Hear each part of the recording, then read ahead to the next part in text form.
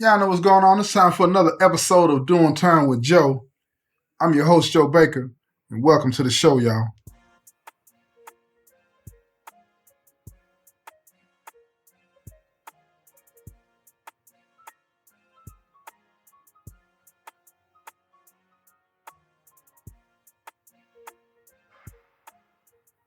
Now check it out, y'all. Q, he runs out of the house because he knows that folks' mama is going to call the police. He knows it, but he knows also that he has a little head start on them because they got to get her to the hospital. They got to get gas to the hospital. So as the time goes on, they're at the hospital. You know, the nurse comes in and she's talking to her. She looks at her body. She's got these wounds and these burns all over her body. She's telling the nurse what happened. And she's crying at the same time. And the nurse understands because she's been trained to deal with this type of thing, right? So she asked her, she said, "Did anything else happen to you, baby?" And she didn't even have to say a word. You know what I'm saying? So she went and got the rape kit. She performed the rape kit on her. And it turns out that, they got evidence. And so now they have to do what the law allows. They call the police. Police comes down there and they talk to folks' sister. They get a statement. They talk to the moms. They get a statement. And the little boy is sitting out in the lobby. Another nurse is out there with him, and he's just lost. He's confused. He does not understand what's going on. He had subconsciously put this person, this man, this insecure man, in a position of being somebody that he looked up to. But now he's faced with having to deal with on his own the fact that his mother had been beaten. He doesn't understand what rape is or anything like that, but he knew that his mother was hurting. So on some level, like a lot of kids do, he blamed himself. He blamed himself. He's thinking that maybe if I wouldn't have accepted him, if I wouldn't have embraced him, mama wouldn't have kept him around. If I would have just pushed him away, if I wouldn't have been so nice to him, mama wouldn't have kept him around. So he's starting to wear this guilt and this shame undeservedly because he's blaming himself for what happened to his mama. He's the man of the house. He's supposed to protect his mama. Now, we know that that's not a realistic view, you know what I'm saying, for a child to take, but we also know that that's what happens. He's a little boy watching a man that he had respected push past him in rage and doesn't even look and acknowledge him as being there. And then he finds out that his mother has been brutally beaten. Brutally. He blames himself. Now the nurse, they're talking to him. And they're consoling him because he's crying. And now his grandmother comes back out and she's consoling him and talking to him and saying that she's going to be okay. And they don't take him in there at first, but he wants to see his mama. But she didn't want him to see her like that. She wanted to get herself together, but her grandmother, her mother, his grandmother, she knew that this was a pivotal moment for this child. A pivotal moment. So she explained to him what was going on. And I want you to understand something about trauma. When you're dealing with a traumatic situation, whether you're a kid or an adult, and it's a different level when you're dealing with kids, okay? But when you're dealing with traumatic events, right, like this, it's important to put it into context, especially for a child. Because if you don't do that, that child's mind is hard enough on an adult, but that child's mind is going to run wild. And it's going to put a narration on that event or those events that happen in a way that is not going to be beneficial to the child, because you got to keep in mind that child can only understand to the capacity that it has to understand. You feel me? And a child doesn't have those experiences to make sense of this. How do you make sense of something that makes no sense? It's hard to do. So the grandmother, in her wisdom, she explains to him that mama's hurt and that Q did it. She makes him understand that he is not to blame. This is wisdom, y'all. She understands what happens to a child and how they blame themselves for things that happen in the household, even though they have no culpability in it. So she explains this to him so that he understands that he cries and he cries and he cries in his grandmother's lap because he's a child. All he knows is his mama's hurt and he couldn't do nothing to help her. He couldn't do nothing to protect her. So she makes him say out loud that it's not my fault. She keeps telling him, says, say it. It's not my fault. And he says, it's not my fault, grandmama. And that's important when you're going through something. I understand that on an intimate level. Because when my mother died, even though my family and people around me did their best, they didn't explain to me in a way that would help me understand that it wasn't on me, it wasn't on my brother, it wasn't on my sister, it wasn't on any of us, that mama died. And I shut down for 3 months because of it. I was so traumatized, I shut down. So when you're going through something, it's best to put it into context. It's best to make sure that somebody other than the individual that's going through the trauma helps that person to understand what's really going on in a way that where they don't blame themselves or they don't become more victimized by their own thoughts. And that's what the grandmother did in this situation. And kudos to her. So when she took him in the back to see his mama laid her in the bed, battered and bruised. And she did what any mother would do. What any mother would do. She reached her arms out. She extended her arms to her baby, and he ran to her and she embraced him.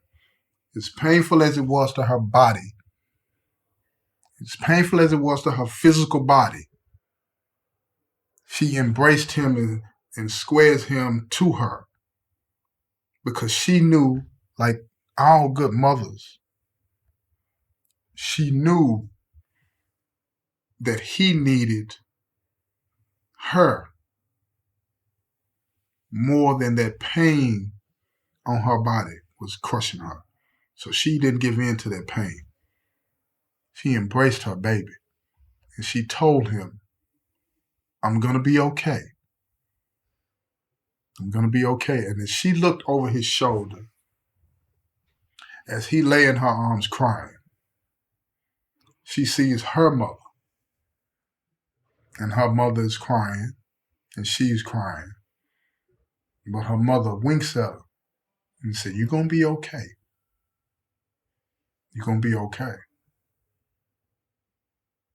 And it was a full circle moment for all of them. The son got what he needed. The daughter got what she needed. But now, the brother that's in jail, in prison, he calls home. He doesn't know that they're all at the hospital. Nobody answers. But his instincts are telling him something's off here. They're always at home at this time. This is at night. Where are they? So, breaking news. He's in the cell and he sees it. And they call the address out. And they put Q's picture up on the TV screen. Wanted, convicted felon for assault and rape. They don't give her name, but they give the address where it happened. Her brother immediately knows that it's her. Folks in them in their cells immediately know that this is a problem. When they had the opportunity to take care of this street code fashion, they didn't do it. They didn't do it. Now, I'm not saying that that would have been the right thing to do, but that's what was happening at that time, y'all. That was the mindset. That was the mindset. Now he feels to blame because he feels that he should have done more. He could have done more to protect his sister, but he didn't. And now she's laying in the hospital, beaten and raped. He doesn't know anything about her status. So in here, when something like that happens, and the family member calls the prison, the chaplain will usually come and let you know what's going on. But this is in the middle of the night. So instead of it being the chaplain, the shift commander came to the cell. And he told him, because he had gotten a call, because the grandmother and the mother were concerned. So they told the police, and the police said, we'll take care of it. So they had somebody, their chief called the warden. The warden, warden called the shift commander. The shift commander went to Bruh's cell. And he's telling him what happened. And they brought him out. And they let him call the hospital to talk to his sister so he would know that she's okay, that she's still alive. So when he goes out of the cell, everybody, all of us, we're up looking. We're on the door. We're watching what's going on. Then when he comes back a few minutes later, he's got his head down. We all know what that is. Now, we're panicking because we don't know what's going on for sure. But we know that something happened. He's crushed. And we just saw this on TV. They didn't say that the victim was dead. They just said brutally beaten and raped. So we all started to assume. I know I did, and I figured out, I said, okay, they must have let him call and find out what's going on. I didn't know it was the hospital. I assumed home. But anyway, he knew what was going on, so I couldn't sleep that night. I didn't sleep. I sat up all night, pacing, back and forth. As soon as the doors broke at 6 that morning, we all were out on his door. He had been up all night, sitting at the table. We all had. He came out the door. And he said, folks, I got to have her. We knew what that meant. We knew what that meant. And I looked at him, I said, folks, we all got to get him. We all got to get him. He hurt sis. So I got on the phone. I called Brother on the town. They were waiting. First thing out of Bruh's mouth, man, we sorry. And now, we in gangster mode. And I tell a nigga, don't be sorry. Take care of it. He said, we already on it. They were looking for him, scouring the town. Ain't nowhere to hide. He know he can't come to the folks. He running. He trying to get away. They catch him trying to cross the state line. The police get him. Catch him trying to cross state line. He trying to get away. They get him. They arrest him. It's breaking news. Suspect in custody. Oh, it's all over but a shout. He's on his way to the county jail now. The call go out. It's statewide. Statewide. First, they put an SOS on his head. And for those of you that don't know, that's smash on sight. It don't matter who's around, what's going on. When you see him, take care of him.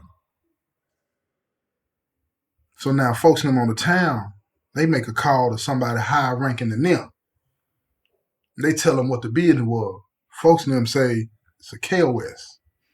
And for those of you that don't know what that is, use your imagination. You understand?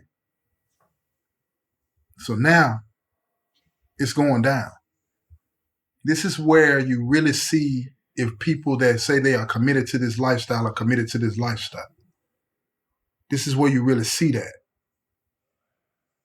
So when he went to trial, fought it, got found guilty. He's under protective custody this whole time. He's not around anybody.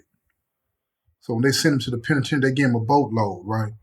He comes to the penitentiary. There's no way, no how they'll ever put him in the same institution that bruh's in. You feel me? He's on protective custody. And he's been on protective custody since he's got back to the penitentiary. And he's not getting out of protective custody. He'll be in protective custody for the duration of his sentence. The KOS is still in existence to this day. And then keep in mind, this was way back before cell phones, y'all. So you know how long this been. They tried to ease him out on the compound one time, after a lot of years. And people started thinking and remembering. Then before you know it, he was back on protective custody because he was spooked, paranoid. Now, bruh's out. Bruh been out. And him and sister have gone on with their lives, and little nephew, he done went on with his life. Granted, everybody doing good. They've moved past this dude. Now, why did I want to share this? Why did I want to share this story? Because I wanted you to know that people, and it's not just people in prison, I always want to emphasize that when I'm sharing these stories. People show you one face, right? And then something will happen and it will trigger something, right? And then they show you another face. What we have to understand about ourselves is that we have unresolved issues within us. And we have to deal with those because we don't know what would trigger us. We don't know what would cause us to revert to a part of ourselves that's primal, that's wicked, that will cause us to cross the line and do things that we shouldn't be doing to people that we say we love and care about. Because that trauma is not put into context. Whatever it is, like I've always said, hurt people hurt people. I didn't coin that phrase, somebody else did. But we got to keep in mind that people that do things to hurt other people, doesn't matter who it is, put me in the bunch. It's unresolved trauma. Is it the responsibility of the individual that they may be around to deal with that trauma and resolve that issue for them? No, it's not. It's on you, the individual, but you can't get to that place unless you have a level of self-awareness and humility and own that you have issues. If you don't trust people, it's because you got that seed in your heart of mistrust that may have happened years ago and you haven't resolved it. You haven't gotten to the core of it. So you go and you conduct your life mistrusting people and creating narratives around it to make sense to yourself, but don't make sense to nobody else. You need to resolve that. And if you have that seed in your heart, doesn't matter what it is, mistrust, low self-esteem, whatever it is, wherever that pain came from, you need to resolve that. But to do that, you have to have a self-awareness and a humility and admit that you have things in your life that need work, that you need some self-care. You understand? Nothing wrong with that, people. Nothing wrong with that, fam. Nothing wrong with that. We all have things going on in our lives that we need to address. Be bold, be strong, and be courageous and do it. Because what you don't resolve in your life will become somebody else's problem, one way or the other. And you don't have to come to the penitentiary. You don't ever have to get arrested and come to prison. It doesn't ever have to rise to that level. But you could be mistreating somebody. You could be going around not trusting people. You can be going around lying on people. Where does that come from? Question yourself. Say, where do I get this from? Why do I act like this? Ask yourself that question today. If there's something about you that you've noticed, ask yourself, why do I do this and where did that come from? And try your best to resolve it. And if you can't, get some help. Get some help. Because that what you don't address will become somebody else's problem later. And it could get really ugly. And Q never addressed his insecurities. He never addressed his desire, his need to be possessive. He never addressed where that came from. And it caused him to do what he did. And now he's here. And he's going to be here. He can't even come out. You feel me? Just wanted to drop that on y'all. Check out the book, Rivals, about the father and son in opposite games. There's a lot of unresolved stuff going on in that story too, right? Don't forget the movie about the book is coming out soon. This has been another episode of Doing Time with Joe. I'm your host, Joe Baker. And I say peace, y'all.